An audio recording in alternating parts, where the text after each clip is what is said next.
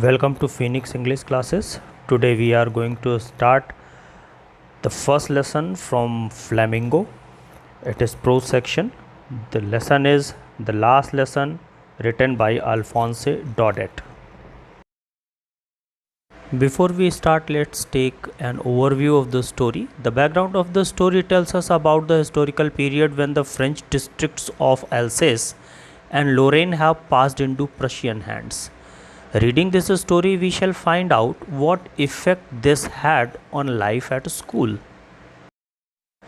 So, without much ado, let us start with the story line by line. I started for school very late that morning and was in great dread of a scolding, especially because M. Hamel had said that he would question us on participles, and I did not know the first word about them. For a moment, I thought of running away and spending the day out of doors. It was so warm, so bright. The birds were chirping at the edge of the woods. And in the open field back of the sawmill, the Prussian soldiers were drilling. It was all much more tempting than the rule for participles, but I had the strength to resist and hurried off to school. तो शुरू करते हैं कहानी। उस सुबह मैं school के लिए देर से निकला और डांट पड़ने की आशंका से बहुत डरा हुआ भी था, विशेषतः इसलिए कि महोदय हैमल ने कहा था कि वो हमसे पार्टिसिपल्स के बारे में प्रश्न पूछेंगे और मैं इसके बारे में एक शब्द भी नहीं जानता था। एक पल के लिए मैंने भागने और पूरे दिन बाहर बिताने की सोची। क्या गर्म और चमकीली धूप थी। जंगल के किनारे पक्षी चहचहा रहे थे और आराम मशीन के पीछे वाले खुले मैदान में प्रशिया के सैनिक अभ्यास कर रहे थे। ये सब कुछ पार्टिसिपल से कहीं अधिक लुभावना था, लेकिन मेरे पास इस प्रलोभन का प्रतिकार करने की शक्ति थी और मैं तेज़ी से स्कूल की तरफ बढ़ा। Bad news. When I passed the town hall, there was a crowd in the front of the bulletin board. For the last 2 years, all our bad news had come from there.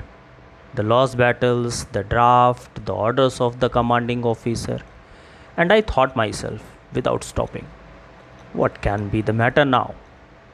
Then, as I hurried by, as fast as I could go, the blacksmith watcher, who was there with his apprentice, reading the bulletin, called after me, "Don't go so fast, bub. You shall get to your school in plenty of time." बुरी खबर। जब मैं town hall से होकर गुजरा तो वहाँ bulletin board के सामने भीड़ लगी थी। पिछले 2 वर्षों से हमारे लिए सारी बुरी खबरें वहीं से आती थीं। हारी हुई लड़ाइयाँ, ड्राफ्ट, कमांडिंग अफसर के आदेश। बिना ठहरे मैंने अपने आप से सोचा, अब क्या बात हो सकती है। फिर जैसे मैं जितनी तेज़ हो सकता था भागा। लोहार वास्टर, जो वहाँ अपने शागिर्द के साथ मौजूद था, बुलेटिन पढ़ते हुए पीछे से चिल्लाया, "बच्चे, इतनी तेज मत भाग, तेरे पास बहुत वक्त है स्कूल पहुँचने के लिए।" Strange silence. I thought he was making a fun of me and reached M. Hamel's little garden all out of breath. Usually, when the school began, there was a great deal bustle, which could be heard out in the street. The opening and closing of desks, lessons repeated in unison, very loud, with our hands over our ears to understand better, and the teacher's great ruler rapping on the table. But now it was all so still. I had counted on the commotion to get to my desk without being seen. But, of course, that day everything had to be quiet as Sunday morning. Through the window I saw my classmates already in their places and M. Hamel walking up and down with his terrible iron ruler under his arm. एक विचित्र सन्नाटा।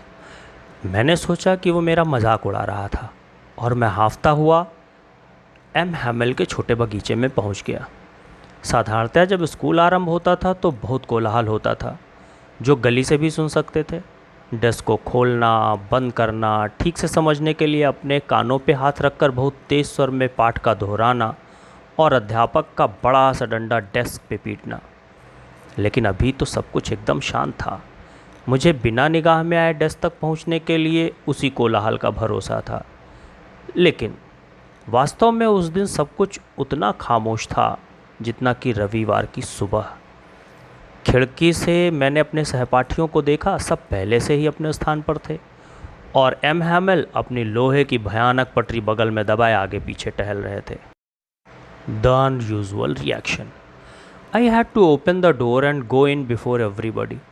You can imagine how I blushed and how frightened I was. But nothing happened. M. Hamel saw me and said very kindly, "Go to your place quickly, little Franz. We were beginning without you." अप्रत्याशित प्रतिक्रिया। मुझे सबके सामने दरवाज़ा खोलकर अंदर जाना पड़ा। आप अंदाज़ा लगा सकते हैं कि मैं कितना शर्मिंदा और कितना अधिक डरा हुआ था, परंतु कुछ भी नहीं हुआ।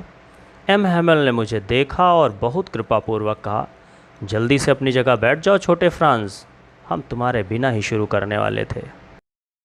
Strange class. I jumped over the bench and sat down at my desk. Not till then, when I had got a little over my fright, did I see that our teacher had on his beautiful green coat, his frilled shirt, and the little black silk cap, all embroidered, that he never wore except on inspection and prize days. Besides, the whole school seemed so strange and solemn. But the thing that surprised me most was to see on the back benches that were always empty, the village people sitting quietly like ourselves. Old Hauser with his three-cornered hat, the former mayor, the former postmaster, and several others besides. Everybody looked sad, and Hauser had brought an old primer, thumbed at the edges, and he held it open on his knees with his great spectacles lying across the pages. विचित्र कक्षा। मैं bench फांद कर अपनी desk पर बैठ गया। जब मेरा डर थोड़ा कम हुआ तो मैंने देखा कि हमारे अध्यापक ने अपना खूबसूरत हरा कोट, झालर वाली कमीज़, थोड़ी काली मखमली पूरी कढ़ाई वाली टोपी पहन रखी थी, जो कि वो निरीक्षण और पुरस्कार वितरण के दिनों के सिवा कभी नहीं पहनते थे। इसके अतिरिक्त पूरा स्कूल बहुत ही विचित्र और गंभीर प्रतीत हो रहा था।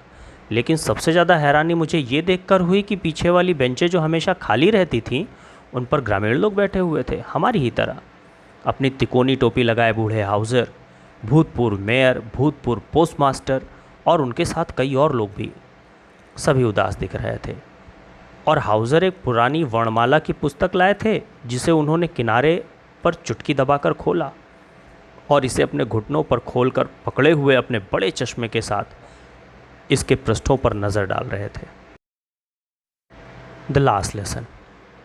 While I was wondering about it all, M. Hamel mounted his chair and in the same grave and gentle tone which he had used to me, said, "My children, this is the last lesson I shall give you. The order has come from Berlin to teach only German in the schools of Alsace and Lorraine. The new master comes tomorrow. This is your last French lesson. I want you to be very attentive." What a thunderclap these words to me! Oh, the wretches! That was what they had put up at the town hall park. अंतिम सबक।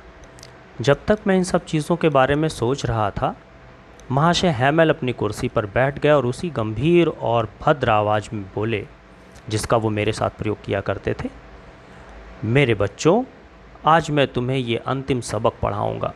Berlin से आदेश आया है कि अल्सेस और लोरेन के स्कूलों में अब सिर्फ जर्मन ही पढ़ाई जाएगी। नया शिक्षक कल आ रहा है। ये फ्रेंच का आपका अंतिम सबक है। मैं चाहता हूँ आप बहुत सजग रहें।" वो शब्द मेरे लिए बिजली की गर्जना जैसे थे। अरे अभागों, तो ये आदेश उन्होंने टाउन हॉल पे लगाया था। A deep regret. My last French lesson. Why? I hardly knew how to write. I should never learn any more. I must stop there then. Oh, how sorry I was for not learning my lessons, for seeking birds' eggs, or going sliding on the Saar. My books, that had seemed such a nuisance a while ago, so heavy to carry, my grammar and my history of saints, were old friends. Not that I could not give up. And M. Hamel too. The idea that he was going away, that I should never see him again, made me forget all about his ruler and how cranky he was. गहरा पश्चाताप। मेरा आखिरी French सबक? क्यों? मैं तो मुश्किल से लिखना ही जानता था। अब मैं कुछ भी नहीं सीख सकूंगा, मुझे वहाँ रुकना ही होगा। फिर ओह, कितना दुख हो रहा था अपने सबक ना सीखने पर। कभी चिड़ियों के अंडों की फिराक में या कभी सार पर फिसलने के चक्कर में मेरी किताबें, जो मुझे थोड़ी देर पहले एक समस्या लग रही थी, बोझ लग रही थी, मेरी व्याकरण और मेरी संतों के इतिहास की किताबें अब मुझे अपने पुराने मित्र लग रहे थे जिन्हें मैं छोड़ नहीं सकता था। और महाशय हैमेल भी। इस विचार ने कि वो जा रहे थे, कि मैं उन्हें फिर कभी नहीं मिल पाऊंगा, वो कितने सनकी थे और उनकी छड़ी के बारे में सब कुछ भुला दिया था। The last tribute. Poor man. It was in honor of this last lesson that he had put on his fine Sunday clothes, and now I understood why the old men of the village was sitting there in the back of the room. It was because they were so sorry too that they had gone to school more. It was their way of thanking our master for his 40 years of faithful service and of showing their respect for the country that was theirs no more. अंतिम श्रद्धांजलि। बेचारे, इस अंतिम कक्षा के सम्मान में ही उन्होंने रविवार वाली अपने अच्छे लिबास को पहना था, और अब मुझे समझ में आ गया था कि गांव के बुजुर्ग कक्षा की पिछली सीटों पर क्यों बैठे थे। ऐसा इसलिए था कि वे दुखी थे, इसलिए भी कि वे ज़्यादा स्कूल नहीं गए थे। ये उनका तरीका था हमारे शिक्षक को उनकी 40 वर्ष की निष्ठापरक सेवा के लिए धन्यवाद ज्ञापित करने का, और अपने देश को, जो कि अब उनका नहीं था, उसके प्रति सम्मान प्रकट करने का।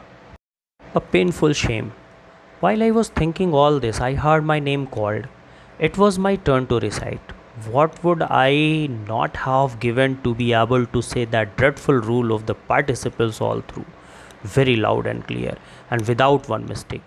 But I got mixed up on the first words and stood there holding on my desk, my heart beating and not daring to look up. I heard M. Hamel say to me, I won't scold you, little Franz. You must feel bad enough. See how it is. Every day we have said to ourselves, Pah, I have plenty of time. I shall learn it tomorrow. And now, you see where we have come out. एक दर्द भरी शर्मिंदगी। मैं इन सब के बारे में सोच ही रहा था कि मैंने अपना नाम पुकारे जाते हुए सुना। अब मेरी बारी थी सुनाने की। पार्टिसिपल के उस नियम को बुलंद आवाज़ में बिना कोई गलती किए सुना सकने के लिए मैं क्या ना दे देता, लेकिन मैं तो पहले शब्दों में ही उलझ गया और अपनी डेस्क पकड़कर खड़ा रहा। मेरा हृदय धड़क रहा था और मैं नज़र उठाने का साहस नहीं कर पा रहा था। मैंने सुना महाशय हैमेल मुझसे कह रहे थे, मैं तुम्हें डांटूंगा नहीं छोटे फ्रांस, तुम्हें काफ़ी बुरा लग रहा होगा। देखो, ये होता है। हर दिन हम अपने आप से कहते हैं, अरे मेरे पास तो बहुत वक्त है, मैं कल पढ़ लूँगा, और अब तुम देखो हम कहाँ आ पहुँचे। So here ends the first part of this lesson, the last lesson, and for the part 2 you have to wait for 1 or 2 more days. I think now the story can be very much clear to you because it has been given line by line in the actual text as well as the full translation with the best possible words, with the words that you can understand. And now the only thing that should be done from your side, if you do not understand it very well, you have to revise the video once again and wait for the next video. Till then, keep studying and keep commenting.